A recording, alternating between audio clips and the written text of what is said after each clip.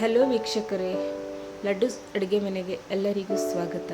ಇವತ್ತು ನಾನು ತೋರಿಸ್ತಾ ಇರೋವಂಥ ಅಡುಗೆ ಬಂದು ತೊಗರಿಕಾಯಿ ಸಾಂಬಾರು. ಅದನ್ನು ಹೇಗೆ ಮಾಡೋದು ಅಂತ ತೋರಿಸ್ತೀನಿ.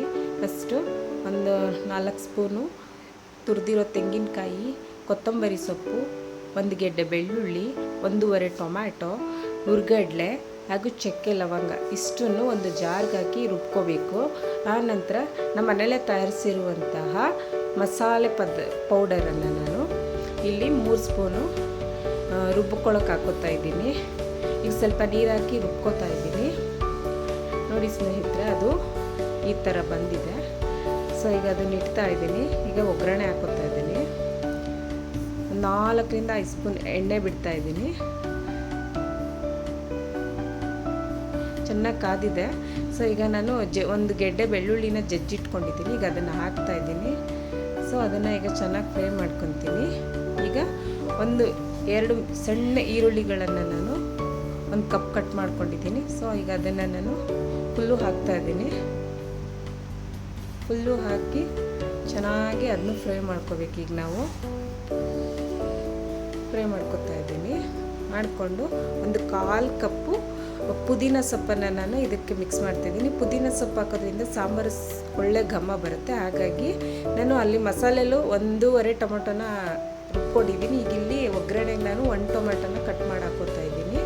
ಈಗ ನಾನು ನೀಟಾಗಿ ತೊಳೆದಿಟ್ಕೊಂಡಿರುವಂಥ ಅರ್ಧ kg ತೊಗರಿಕಾಳನ್ನು ನಾನು ಇಲ್ಲಿ ತೊಗರಿಕಾಯನ್ನ ಹಾಕ್ಕೊಂಡು ಚೆನ್ನಾಗಿ ಮಿಕ್ಸ್ ಮಾಡ್ಕೊತಾ ಇದ್ದೀನಿ. ಈಗ ಅದಕ್ಕೆ ನಾನು ಸ್ವಲ್ಪ ಉಪ್ಪನ್ನು ಹಾಕ್ತಾ ಇದ್ದೀನಿ. ಉಪ್ಪು ಹಾಕಿ ಚೆನ್ನಾಗಿ ಮಿಕ್ಸ್ ಮಾಡ್ಕೊತೀನಿ. ಈಗ ಚೆನ್ನಾಗಿ ಮಿಕ್ಸ್ ಮಾಡಿಕೊಂಡು ನಂತರ 1 ಚಿಕ್ಕ ಸ್ಪೂನಲ್ಲಿ ಸ್ವಲ್ಪ ಅರಿಶಿನ ಹಾಕ್ತೀನಿ. ಅರಿಶಿನ ಹಾಕಿ ಇದನ್ನು ಚೆನ್ನಾಗಿ ಮಿಕ್ಸ್ ಮಾಡ್ಕೊತೀನಿ. ಮಿಕ್ಸ್ ಮಾಡಿಕೊಂಡು ಆನಂತರ ಕಟ್ ಮಾಡಿ ಇಟ್ಕೊಂಡಿರೋ 1 ಆಲೂಗೆಡ್ಡೆ, 1 ಬದನೆಕಾಯನ್ನು ನಾನು ಈಗ ಅದ್ರ ಜೊತೆಲಿ ಹಾಕಿ 2-3 ನಿಮಿಷ ಚೆನ್ನಾಗಿ ಅದನ್ನು ಮಿಕ್ಸಪ್ ಮಾಡ್ತೀನಿ. ಚೆನ್ನಾಗಿ ಒಗ್ಗರಣೆಯಲ್ಲಿ ಹುರ್ಕೊತೀನಿ. ಹುರ್ಕೊಂಡು ಈ ಥರ ಬರುತ್ತೆ. ಅದಕ್ಕೆ ನಾನೀಗ 2 ಕಪ್ ನೀರನ್ನು ಹಾಕ್ತಾಯಿದ್ದೀನಿ. 2 ಕಪ್ ನೀರು ಹಾಕಿ ಈಗ ನಾನು ಚೆನ್ನಾಗಿ ಕಲಿಸ್ತೀನಿ. ಕಲಸಿ ಸ್ವಲ್ಪ ಅದು ಕುದಿ ಬೀಳೋವರೆಗೂ ಬಿಡ್ತೀನಿ. ಬಿಟ್ಟಮೇಲೆ ನಾನು ಅದನ್ನು 10 ನಿಮಿಷ ಮುಚ್ಚಿಡ್ತೀನಿ.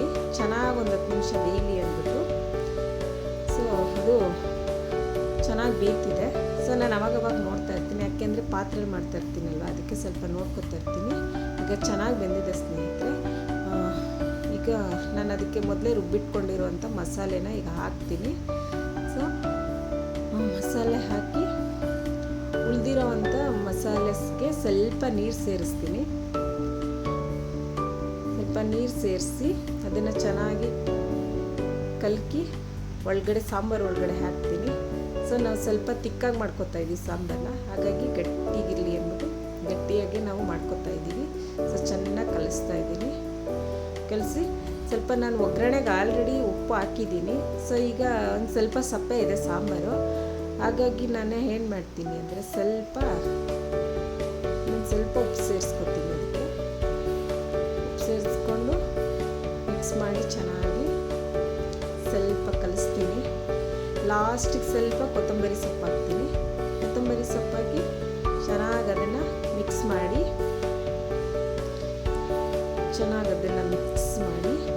ಒಂದು ಕುದಿ ಬರೋವರೆಗೂ ಬಿಟ್ಟು ಆನಂತರ ಏನು ಮಾಡ್ತೀನಿ ಅಂದರೆ ಸ್ವಲ್ಪ ಪ್ಲೇಟ್ ಮುಚ್ಚಿ 10 ನಿಮಿಷ ಚೆನ್ನಾಗಿ ಬೇಗ ಬಿಟ್ಬಿಡ್ತೀನಿ. ಈಗ ಪ್ಲೇಟ್ ಮುಚ್ತೀನಿ. ಪ್ಲೇಟ್ ಮುಚ್ಚಿ ಸ್ವಲ್ಪ ಮುಚ್ಚಿ ನೋಡಿ ಈ ಥರ ಬಂದಿದೆ.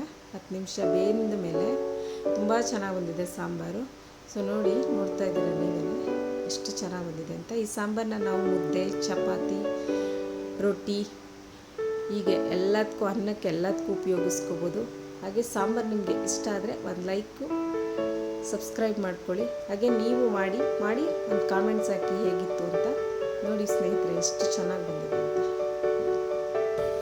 ತುಂಬ ರುಚಿಯಾಗಿ ಬಂದಿದೆ ಸಾಂಬಾರು. ನೀವು ಮಾಡಿ.